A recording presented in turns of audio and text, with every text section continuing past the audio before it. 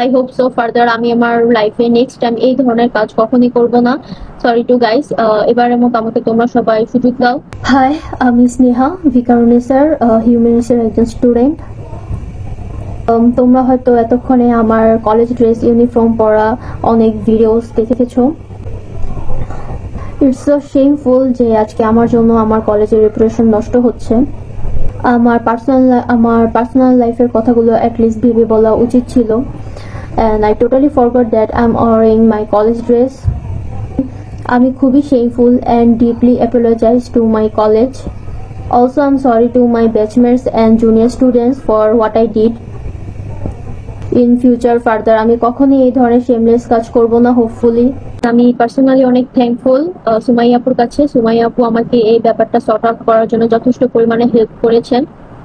and I hope so further আমি আমার লাইফে নেক্সট টাইম এই ধরনের কাজ কখনই করব না।